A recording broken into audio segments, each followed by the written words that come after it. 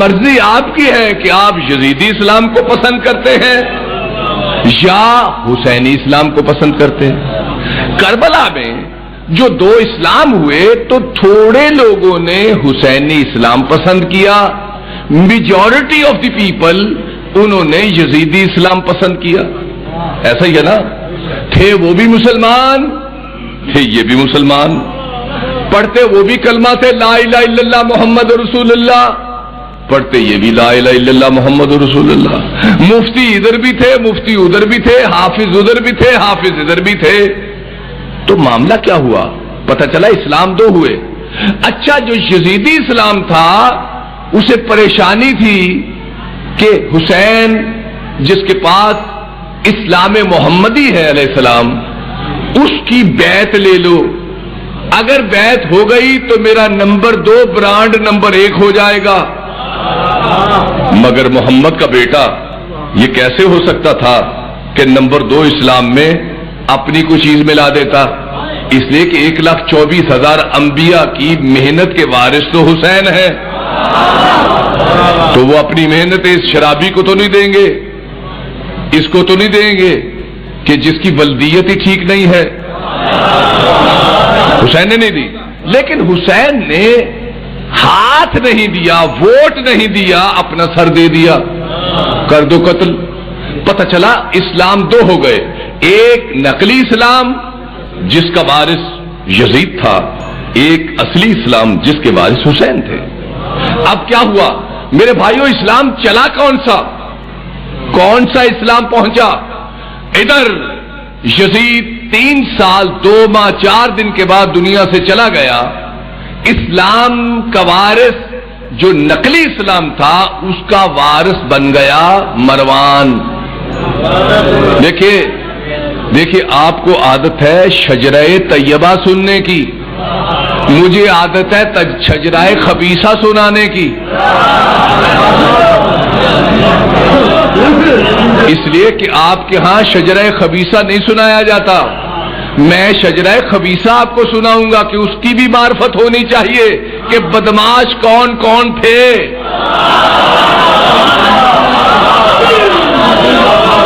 اور ان بدماشوں کو کون سے بدماش مولوی ہیں جو انگریزی میں رضی اللہ بنانا چاہتے ہیں. اور خدا کی قسم یزید کو رضی اللہ بنانے سے بہت بڑا نقصان ہو گیا امت مسلمہ کا. اور میرا سلام ہندوستان کے مفتی اعظم سید عبد القدیر قادری کو کہ جنہوں نے پچھلے ہفتے بامبے میں اور لکھنؤ میں سارے اہل سنت کو اکٹھا کر کے ایک مشترکہ اہل سنت نے فتویٰ دیا کہ ہم ذاکر نائک کو کافر قرار دیتے ہیں اس لیے کہ وہ یزید کو رحمت اللہ کہتا ہے. لیکن پاکستان کے سنیوں سے یہ بات نہیں ہوئی, ہونی چاہیے تھی. غیرت کا تقاضا تھا کہ ہر سنی اس پر لعنت بھیج کر رسول کی بیٹی کی دعا لیتا. کیا تھا یزید معلوم ہے لوگوں کو, میسونہ کا بیٹا تھا, ولدیت ٹھیک نہیں تھی. پیدا ہونے کے بعد باپ کو پتا چلا 6 ماہ کے بعد فلاں جنگل کے فلاں گھر میں وہ عورت میسونہ اس سے پیدا ہوا ہے. چونکہ اور کوئی ہوا نہیں, پتا نہیں جو اس کا تھا یا کسی اور کا تھا, اٹھا کے لے آیا. اب بندروں سے کھیلتا تھا, علم نہیں جانتا تھا, کسی بات کا علم نہیں تھا. نتیجتاً اس شخص کے کردار سے جو شراب پیتا ہو, جو آل رسول کا دشمن ہو, کس طرح آپ کو جرت ہو گئی, کیسی اخلاقی آپ کی اہمیت ہو گئی کہ آپ اسے رحمت اللہ کہہ رہے ہیں. جو آل رسول کا قاتل ہو, اگر مسلمانوں تم اسے رحمت اللہ کہتے ہو تو لعنت ہے ایسی مسلمانی پر.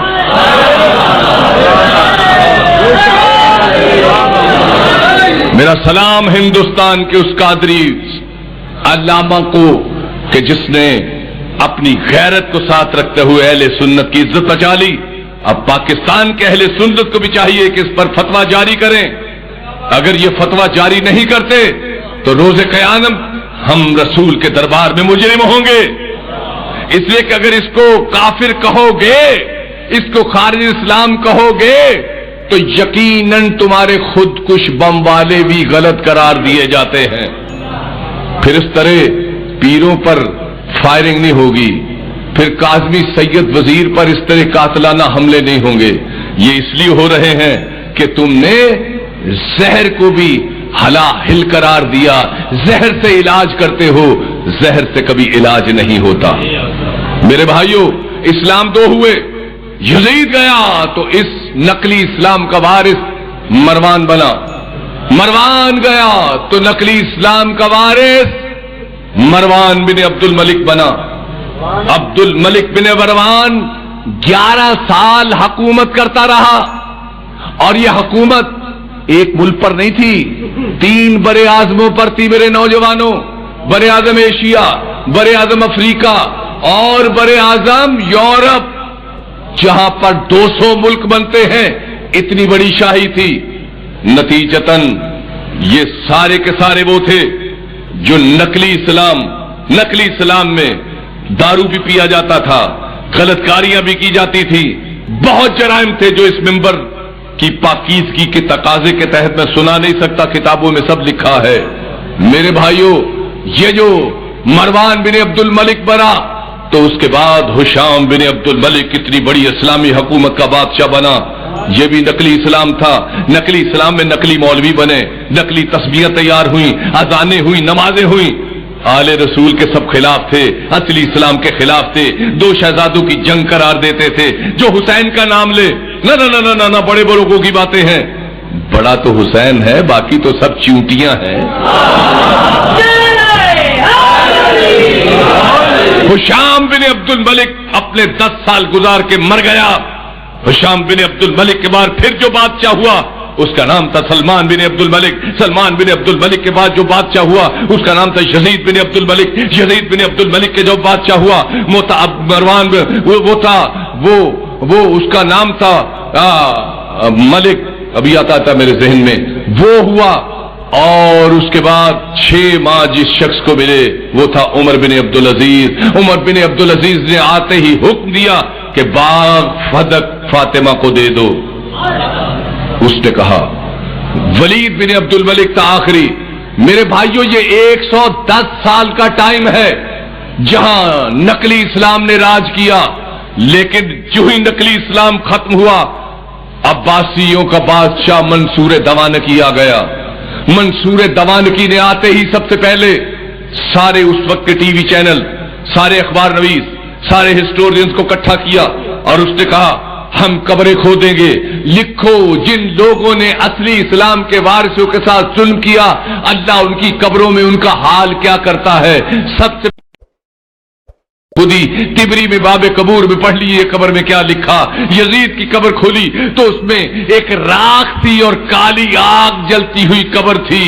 پھر اس کے بعد مروان کی قبر کھودی تو اس میں دیکھا ایک سور لیٹا ہوا ہے جس کے جسم سے پیک نکل رہی ہے. پھر اس کے بعد مروان کے بعد اس کے بیٹے عبد الملک بن مروان کی جب قبر کھودی تو نکلا ایک بہت بڑی چھپکلی پڑی ہوئی ہے جس پر عذاب جاری ہے. ہر بادشاہ کی قبر پہ یہ حال نکلا. پتہ چلا جو آل محمد کا دشمن ہوتا ہے اللہ اس کی قبروں میں بھی عذاب دے کر شکلیں بگاڑ دیتا ہے. مگر جو آل محمد علیہ السلام سے محبت کرتے ہیں, جو آل محمد علیہ السلام سے محبت کرتے ہیں, ان کی قبروں کو آج بھی کھول کر دیکھو, نور بھرے ہوئے ہیں.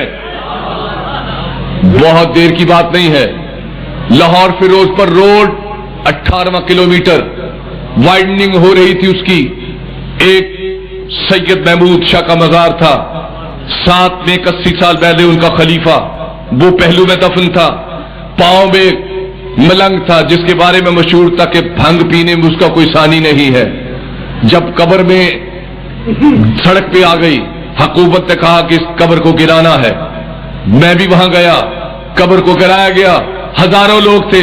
جب مزار گرا ہزاروں لوگوں نے دیکھا, بما پولیس بما انتظامیہ, کہ وہ جو 80 سال پہلے شاہ محمود دنیا سے گیا تھا مگر علم سر پہ رکھتا تھا علی علی علی کرتا تھا، اس کا کفن اس طرح سفید تھا اور تازہ پھولوں کی پتیاں اس طرح گلاب کی پڑی تھی جیسے ابھی کو چھوڑ کے گیا ہے۔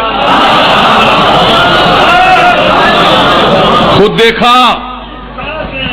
وضو میں ہوں، رمضان کی رات ہے، خود دیکھا، اور پھر وہ خلیفہ جو ان کا خلیفہ تھا اس کی قبر دیکھی تو سفید کفن، آنکھیں کھلی ہوئی، شاید کسی کا انتظار کر رہا ہے۔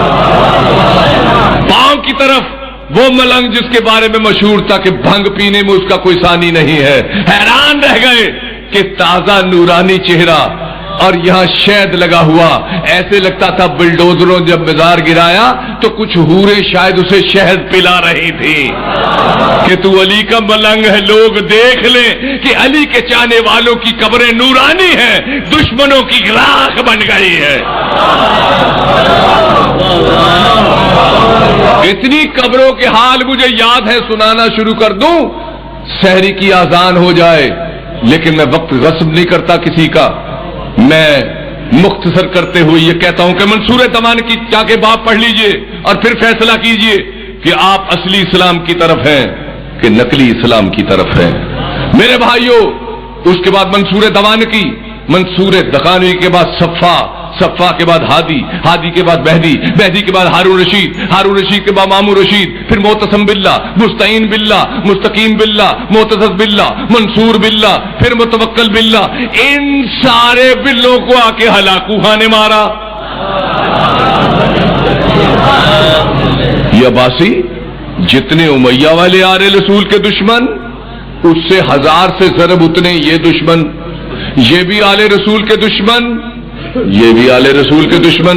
نہ ان کی قبروں کا نشان مل رہا ہے، نہ بنو امیہ کی قبروں کا نشان مل رہا ہے، لیکن ملنگوں کی قبروں پر آج بھی چراغ جل رہے ہیں۔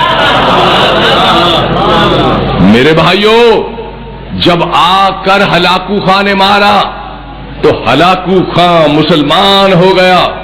ہلاکو خان کے بعد اس کا بیٹا زندہ شاہ پیدا ہوا، زندہ شاہ کے بعد اس کا بیٹا تیمور لنگ پیدا ہوا، تیمور لنگ کے بعد اس کا بیٹا بابر، بابر کے بعد ہمایوں، ہمایوں کے بعد اکبر، اکبر کے بعد شاہ جہاں، شاہ جہاں کے بعد اورنگزیب، اورنگزیب کے بعد محمد بہادر شاہ ظفر، پھر انگریز آ گیا، 200 سال انگریز کی حکومت رہی، اس کے بعد قائد اعظم آ گیا، اس نے پاکستان دے دیا۔ 1400 سال کی تاریخ مجھے ازبر یاد ہے۔ اب قائد اعظم کون تھا؟ شیعہ تھا، علی ولی اللہ پڑھتا تھا۔